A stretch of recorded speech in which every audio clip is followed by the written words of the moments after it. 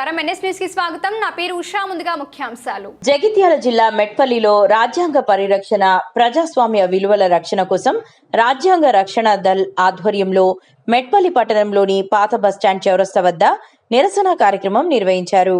ఢిల్లీలోని జంతర్ మంతర్ వద్ద విద్యార్థులపై జరిగిన లాఠీ ఛార్జీని తీవ్రంగా ఖండిస్తూ కేంద్ర ప్రభుత్వానికి వ్యతిరేకంగా నాయకులు, కార్యకర్తలు పెద్ద ఎత్తున నినాదాలు చేశారు.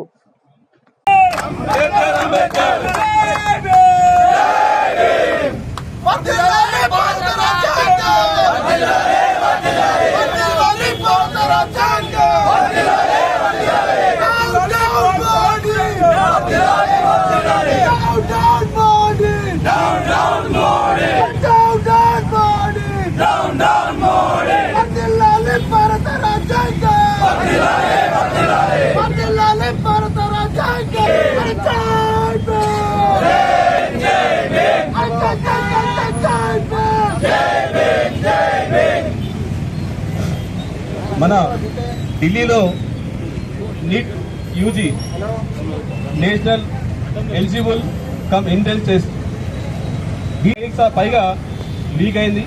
అదేవిధంగా 2024లో లీక్ అయింది. అదేవిధంగా 2026లో లీక్ అయింది.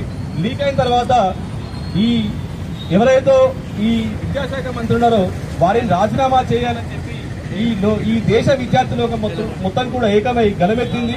ఈ లీక్ వలన చాలా మంది ఉజ్వల భవిష్యత్తున్న స్టూడెంట్స్, డాక్టర్లుగా పోయే స్టూడెంట్స్ 14 మందికి పైన ఆత్మహత్య చేసుకున్నారు, ఉద్యోగులున్నాయి. ఈ దేశ ప్రధానికి ఫేక్ డిగ్రీ పెట్టుకొని ఆయన పోటీ చేశాడు కాబట్టి ఆయనకు తెలియకపోవచ్చు విద్యా వ్యవస్థ మీద, విద్య అంటే ఏ విధంగా ఉంటుంది, చదువుకునే విద్యార్థులు ఏ విధంగా ఉంటారనే విషయాన్ని. కాంపిటేటివ్ ఎగ్జామ్ ప్రిపేర్ అయ్యే వాళ్ళకి తెలుసు. రోజుకు 16 గంటలు చదువుకొని రేపు పొద్దున ర్యాంక్ కొట్టి డాక్టర్ కావాలనుకున్న విద్యార్థులకు తెలుసు విద్యా వ్యవస్థ అనేది.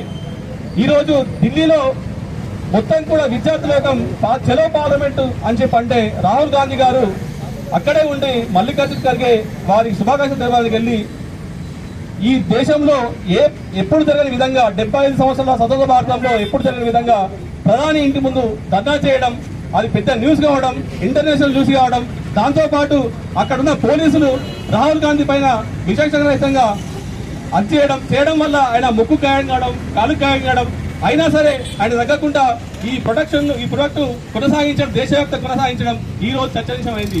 ఈ రోజు నరేంద్ర మోడీ ఫాస్ట్ ట్రాక్ కోర్టులు ఏర్పాటు చేస్తానని కానీ, లేదు అంటే మా వల్ల తప్పు జరిగిందని కానీ, ఈ లీక్ అనేది సరైనది కాదని చెప్పి చెప్తుందంటే అది రాహుల్ గాంధీ గారు ఆ రోజు అక్కడ ప్రధానమంత్రి భవన్ ముందర ధర్నా చేయడం, ఈ దేశం మొత్తం కూడా పిలిపించి ఈ దేశ విద్యార్థుల మీద ప్రేమున్న ప్రతి ఒక్కరు కూడా ధర్నా చేయండి, నిరసన తెలపండి చెప్పడం వల్ల ఈ దేశంలో విద్యావంతులు, మేధావులు, ప్రజాస్వామిక వాదులు మొత్తం కూడా రోడ్ల మీదకి వచ్చి ధర్నా చేయడం వల్ల ఈ రోజు ప్రభుత్వంలో చలనం వచ్చింది.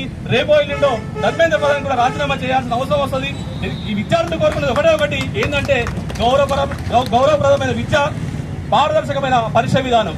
ఇది చేయకపోవడం వల్ల, ఈ దేశంలో ఇది చేయకపోవడం వల్ల విద్యార్థి లోకం మొత్తం కూడా విద్యాశాఖ మంత్రి రాజీనామా చేయమని కోరింది. ఇది కొత్త కాదు రాజీనామా చేయడం అనేది. కాంగ్రెస్ గవర్నమెంట్ లో ఎవరి శాఖలను అయితే తప్పిదాలు జరిగితే వాళ్ళు ఖచ్చితంగా రాజీనామా చేసేవాళ్ళు. ఎక్కడంటే ఇక్కడే లాల్ బహదూర్ శాస్త్రి ఉన్నారు.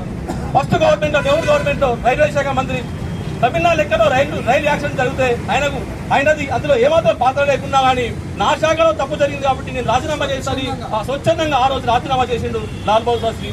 అదేవిధంగా దేశంలో సోనియా గాంధీ గారి హయాంలో, యూపీఏ గవర్నమెంట్ హయాంలో మన్మోహన్ సింగ్ ప్రధానమంత్రిగా ఉన్న సమయంలో శివరాజ్ పాటిల్ హోంమంత్రి ఉండే. 2008లో ముంబైలో దాడి జరిగినప్పుడు 11/26 దాడి జరిగినప్పుడు ఎవరు అనకుండా ముందే శివరాజ్ పాటిల్ రాజీనామా చేసి ఆ ఘటనకు నైతిక బాధ్యత వేసి రాజీనామా చేసి చేయడం జరిగింది. ఈ రోజు పహల్గాం దాడి జరిగింది, ఈ రోజు పుల్వామా దాడి జరిగింది, ఢిల్లీలో బాంబులు బయలు జరిగినాయి. ఇది జరిగినాక కానీ అమిత్ షా లాంటి వ్యక్తులు రాజీనామా చేయకపోవడం వారికి అధికార దాహం ఎంతుందో అర్థం చేసుకోవచ్చు. ఇప్పటికి కూడా 25 రోజుల నుంచి విద్యార్థులు మొత్తం కూడా ఢిల్లీలో ఉంటే ఒక్కరు కూడా స్పందించకపోవడం. రాహుల్ గాంధీ గారు ఎప్పుడైతే ప్రధానమంత్రి భవనం ముందరికి వచ్చారో అప్పుడు స్పందన మొదలైంది బీజేపీ లోపల. ఎందుకోసం అంటే ఇది మొత్తం విద్యార్థులకు మొత్తం కలిగిస్తుంది. రేపటి రోజు మొత్తం మంది గవర్నమెంట్ కూలిపోయే పరిస్థితి అని చెప్పి ఇప్పుడు స్పందిస్తుంది. ఎప్పుడైతే సుభాష్ చంద్రబోస్ ఒక మాట అనేవాడు, నాకు రక్షణ ఇవ్వండి మీకు స్వతంత్రం ఇస్తా అని చెప్పి చలో ఢిల్లీ అనే కార్యక్రమాన్ని సుభాష్ చంద్రబోస్ తీసుకున్నాడు. ఎప్పుడు బ్రిటిష్ వాళ్ళ నుంచి స్వతంత్రం తీసుకోవడానికి. ఇప్పుడు కూడా అదే జరుగుతుంది. ఏం జరుగుతుందంటే మేము రక్తాన్ని ఇస్తున్నాం, మాకు మాత్రం న్యాయం జరగట్లేదు. మా విద్యార్థులకు మొత్తం కూడా ఢిల్లీ నడివీధుల్లో రక్తం చిందిస్తుంది, కానీ మాకు మాత్రం న్యాయం జరగట్లేదు. విద్యార్థులకు మొత్తం కూడా కాళ్ళు చేతులు ఇరిగిపోతున్నాయి, కాళ్ళు పగిలిపోతున్నాయి. అయినా సరే ధర్మేంద్ర ప్రధాన్ రాజీనామా చేయట్లేదు. బ్రిటిష్ వాళ్ళు వెళ్లిపోయారు, కానీ దేశంలో మతోన్మాదులు మిగిలిపోయారు. ఎప్పుడో చరిత్ర పుస్తకాలు చదువుకున్న జర్మనీ పాలించిన హిట్లర్ అని చెప్పి ఇప్పుడు నేరుగా ఇస్తున్న మోడీ రూపంలో ఇలాంటి నియంత్రిత పాలనను మనం కొనసాగించదు. రేపటి రోజు ప్రజాస్వామికంగా నిలబడే రాజ్యాంగాన్ని పూర్తి అమలు చేసే ప్రభుత్వాన్ని ఎన్నుకుందాం. రాహుల్ గాంధీ గారి ఆధ్వర్యంలో ప్రభుత్వాన్ని ఎన్నుకొని రేపటి విద్యార్థి భవిష్యత్తు బంగారు పట్లయితామని తెలియజేసుకుంటున్నాను. ఈ అవకాశం ఇచ్చినందుకు రాజ్యాంగ దళ సభ్యులందరికీ కూడా ధన్యవాదాలు. అదేవిధంగా